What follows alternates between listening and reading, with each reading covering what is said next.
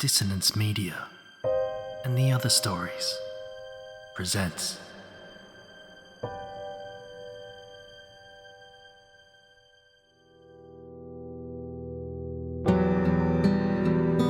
In the soft glow of dusk, in the moment before night falls, stories exist.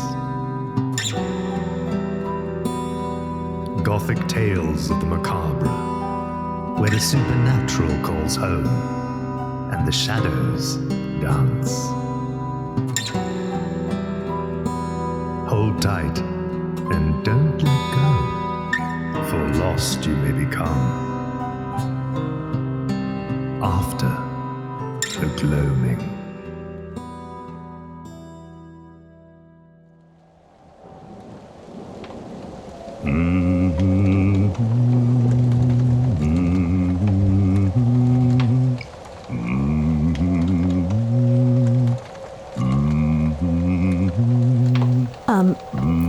Henry?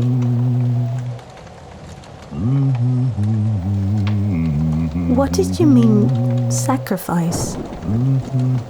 Did you do something to your daughter? Oh dear, why don't you have some Earl Grey? I have so many stories to tell. They will not rest, my dear. Sit back. Let me stoke the hearth. The storm seems to have receded. Why don't I call upon you for that lift into town? They will not rest, dear. I must tell them. For her, for them. It is the only way. Oh, they will not rest. I think I must be going, Henry. Perhaps I will head back to the car and see if it will start. Nonsense! They will not rest. I have so many more to tell you. Please, they will not rest. Another to appease. Another to push back the dark. Henry, you are frightening me. Oh, just one more, dear. Please. Why does he keep saying that? Perhaps one more, and then I must be off. Thank you, Shelly. You are a savior. Thank you. They will not rest. This tale explores a seeker of truth. But is the truth really what they wish to seek? Or a new beginning? It is titled Cabin in the Woods.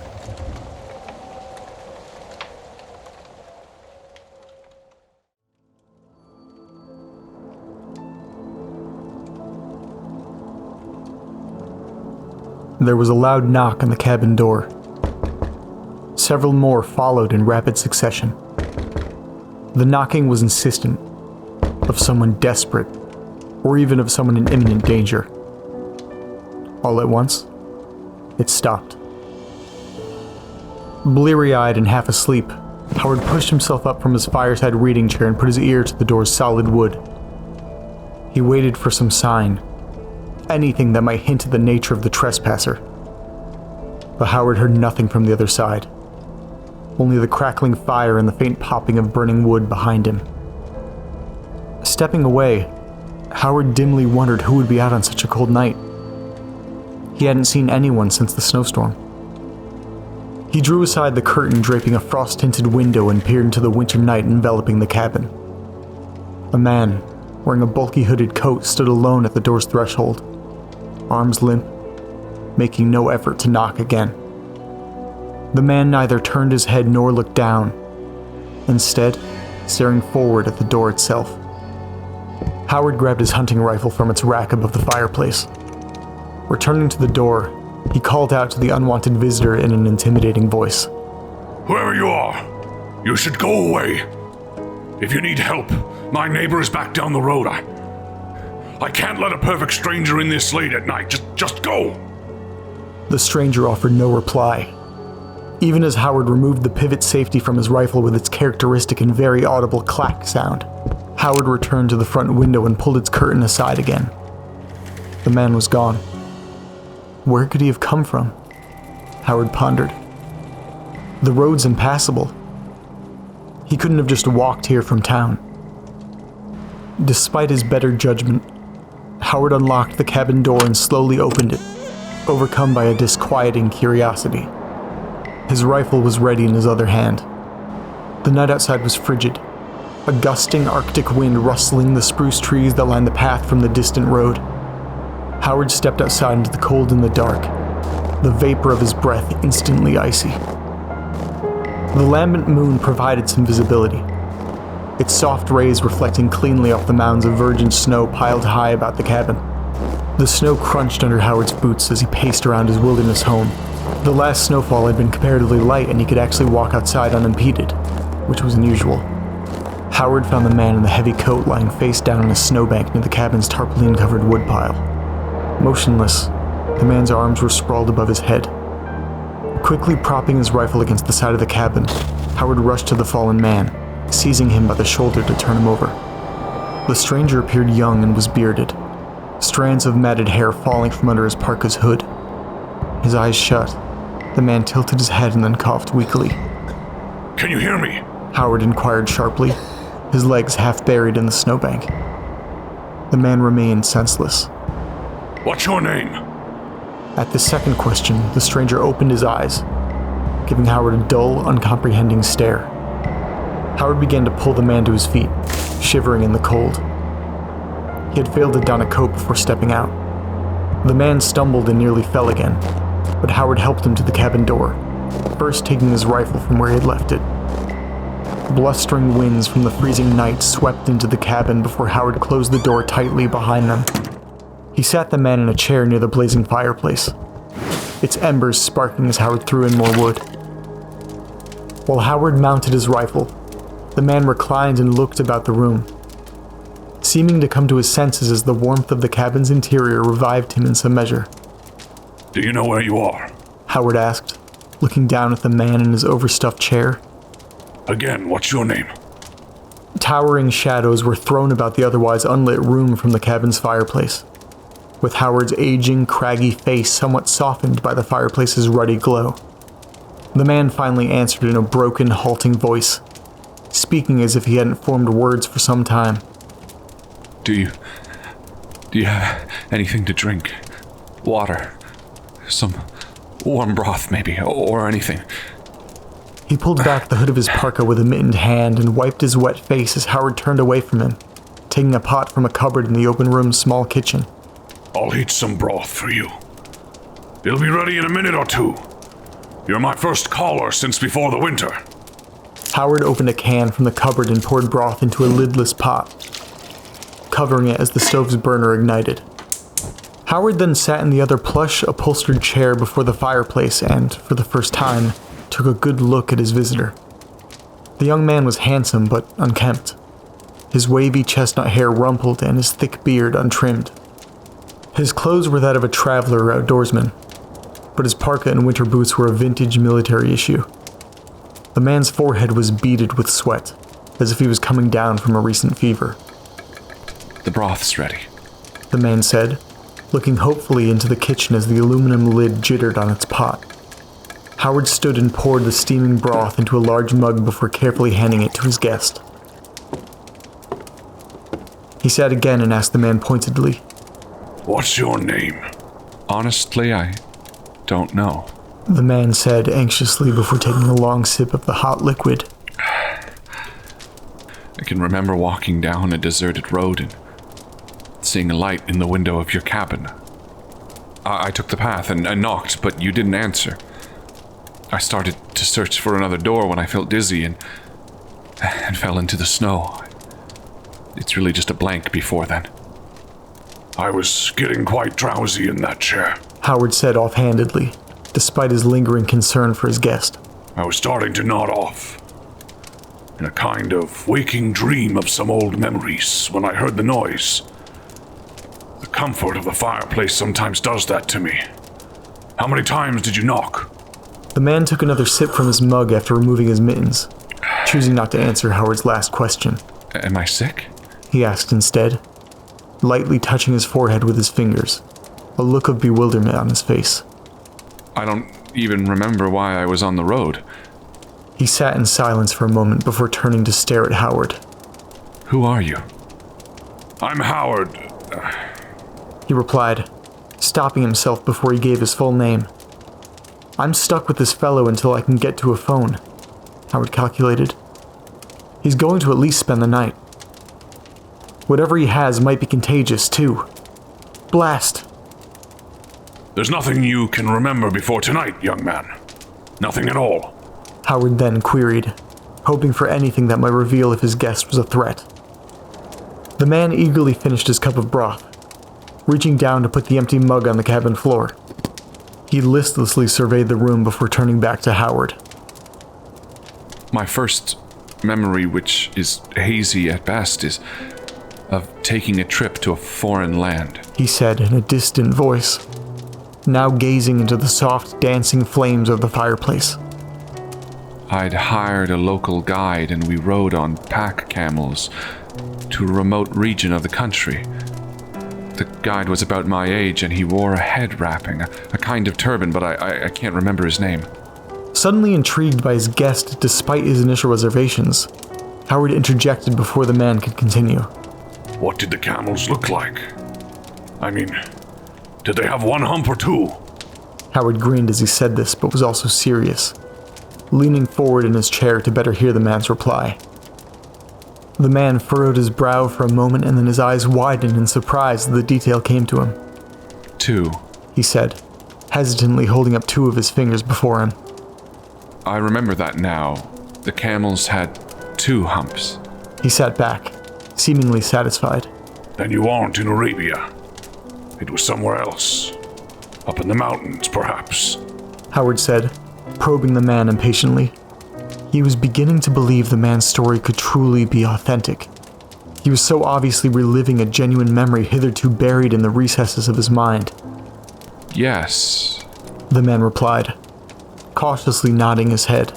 Yes, we had traveled from the city where I hired my guide, and then we rode into the mountains. The journey took us several days. We were looking for a site I had found on an old map some years before. I was an explorer.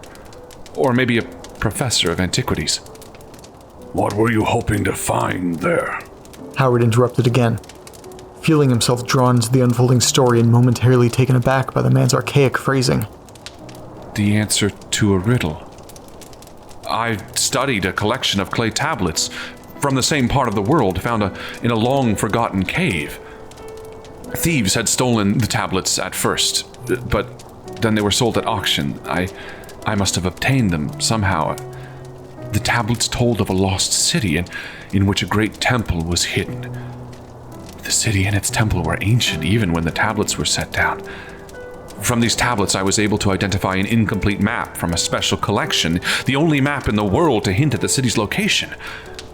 A winding riddle was written on these tablets in a dead language, one which, when unraveled, would grant its solver eternal life. The riddle's answer was kept within the hidden temple set into the very stone of its walls. I doubted this was true, but when I discovered many subtle references in sacred texts to this riddle of immortality, I began to believe that it might be. Howard was now gripped by his visitor's story, his inquisitiveness again overcoming any sense of fear. How could solving a riddle make one immortal?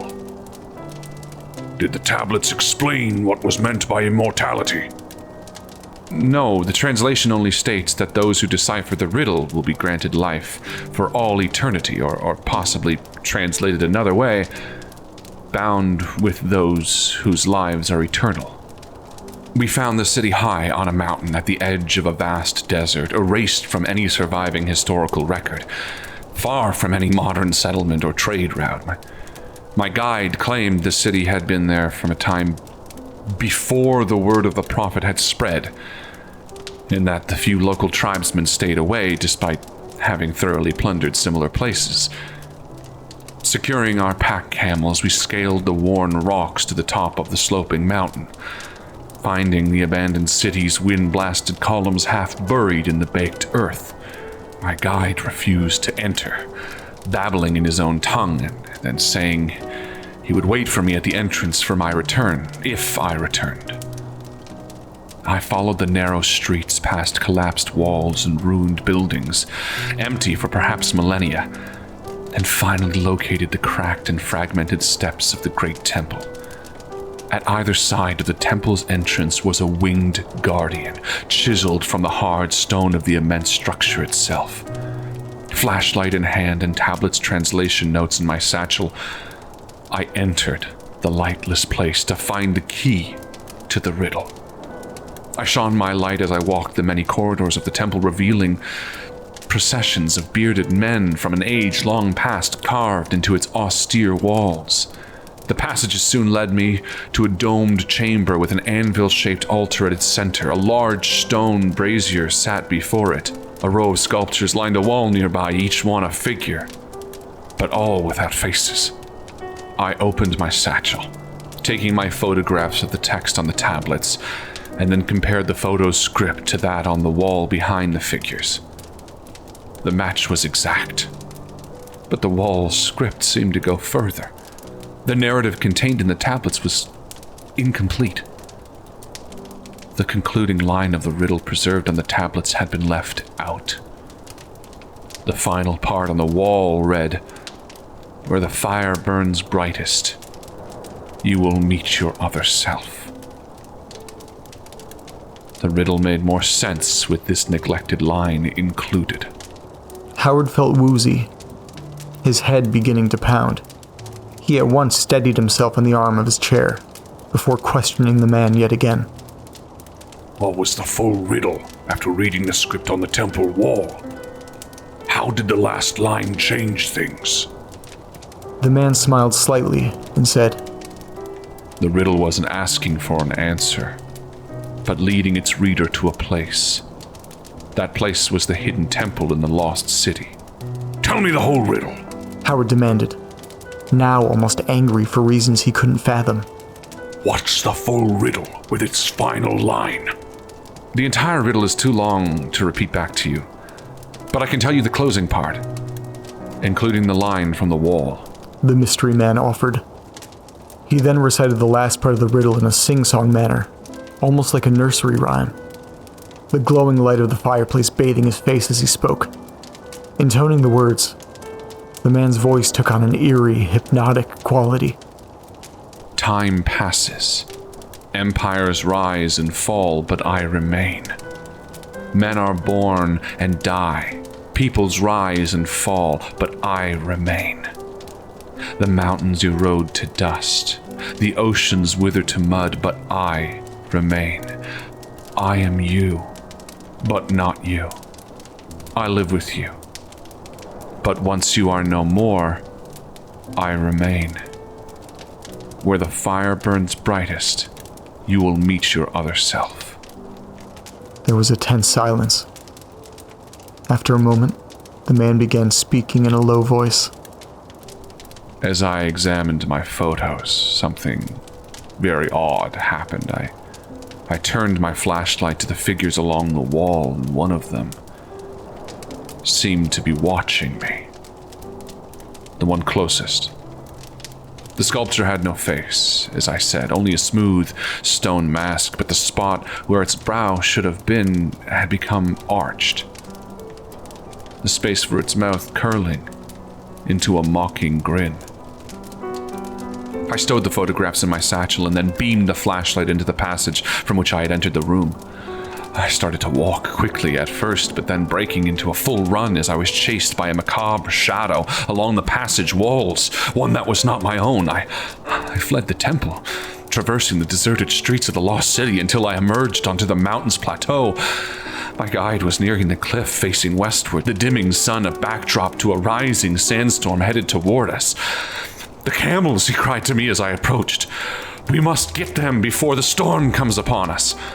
Rushing to the side of the mountain, he frantically searched for a path back down to its rubble-strewn base. As my guide clambered down the cliff, I ran to the precipice and looked out over the desert. The approaching sandstorm was almost majestic, its swirling cyclonic winds tearing up the arid landscape before it with absolute certainty. I labored down the rocks to join my guide and our pack animals, nearly slipping as I reached the bottom. He insisted we ride away from the storm, but I told him I doubted it would do much good. With no shelter in the open desert, we rode northward, hoping to circle around. But the storm engulfed us anyway. Howard was on the edge of his chair despite the growing pain in his head, enthralled by events that were somehow strangely familiar to him. How did you escape the sandstorm? I mean, did your guide get out alive? For a fleeting moment, Howard wondered why he was so engrossed by such a seemingly fantastic tale, one which he now suspected was someone else's altogether. No. Abdul, that was his name. And his mount vanished into the eye of the storm as it finally came over us. I fell behind my poor beast of burden, who partially shielded me from the biting sands that cut into us like shards of shattered glass. When the sandstorm eventually passed, my camel was bloody and raw and barely alive. And so I pressed on without them, the early evening becoming night. The next day I wandered in the desert, foolishly hoping my broken compass might steer me back to civilization, to safety.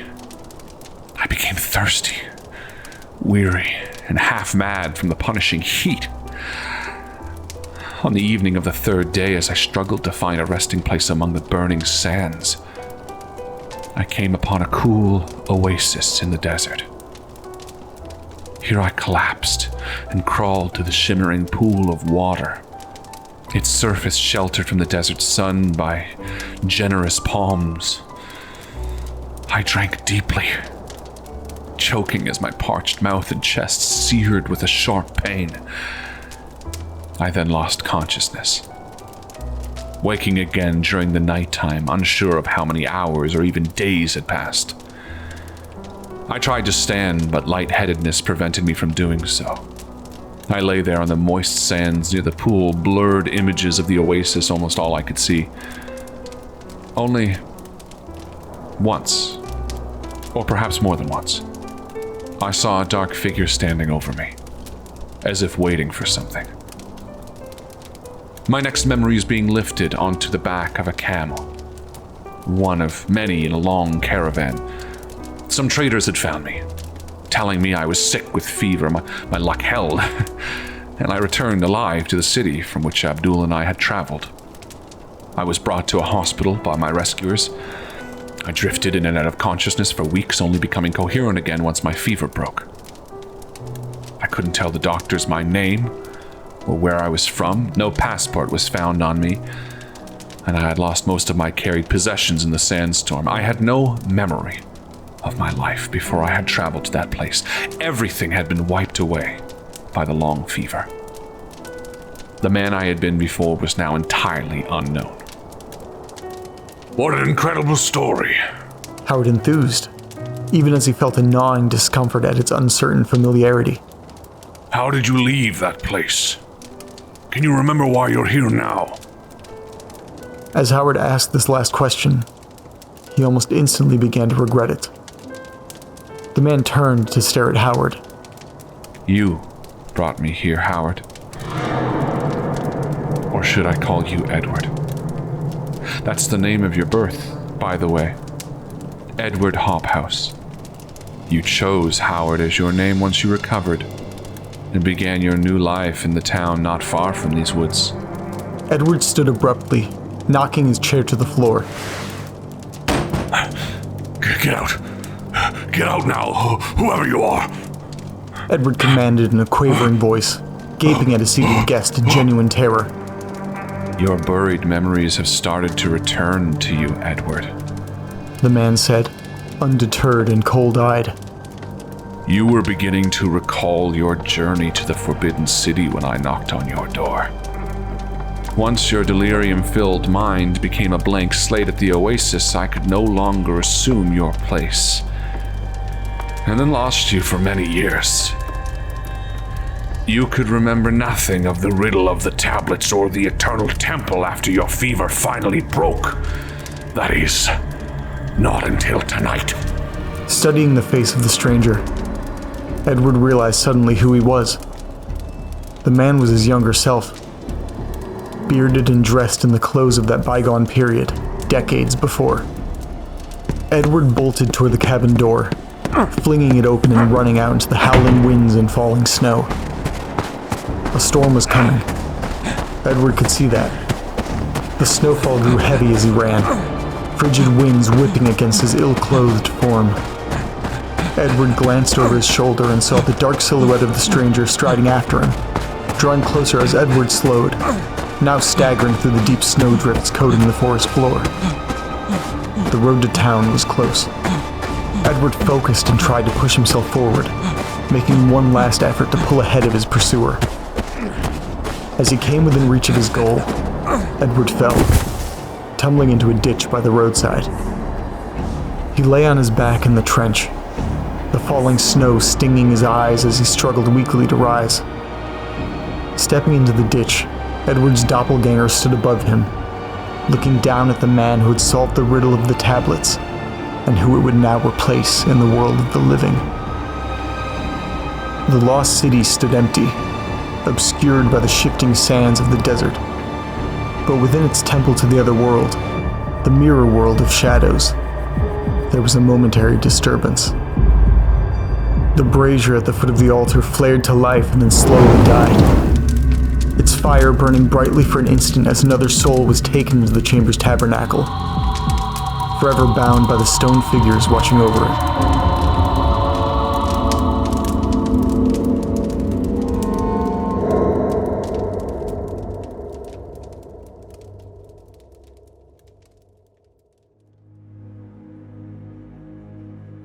After the Gloaming is a production of Dissonance Media and the Other Stories. Cabin in the Woods was written by James Dermond. James Dermond is a horror and science fiction author living in Colorado. He has written 5 volumes of short horror stories in the Doorways of the Unseen series, which is planned as a 12-volume book series. James's story, The Unearthly Gardens, was part of the science fiction short story anthology, Metamorphosis Alpha 3, with the work of a dozen other authors. Doorways to the Unseen, Volume 1 to 6, are available on Amazon and other platforms. Narrator was performed by Jamie Petronas, creator and producer of the podcast, The Cellar Letters. Howard and Stranger were performed by Harlan Guthrie, who is the creator of podcasts such as Malevolent, Divisor, and Dice Shame. Henry Blackwood was performed by Xander Zweig. Shelly Stevenson was performed by Alexandra Elroy. After the Gloaming script was written by James Barnett. Sound production and editing was completed by James Barnett. Theme music was scored by Duncan Muggleton and produced by James Barnett. Music and sound effects were provided by Epidemic Sound, Soundstripe, and freesound.org. If you have enjoyed the episode, please spread the word to anyone you feel may enjoy it, and please support the show by leaving a review and giving it a 5-star rating. To support the show and gain access to all episodes now, ad-free, and a bonus episode, head over to patreon.com/Night's End Podcast. If you would like to support this show in having a season 2, why not head over to our Ko-fi page and drop us a donation. That's ko-fi.com/Dissonance Media, and that's coffee as in KO-FI. It is very much appreciated. This episode is brought to you with a Creative Commons Attribution Non-Commercial No Derivatives license. Don't change it, don't sell it, but by all means, share the hell out of it. Stay horrific, everyone.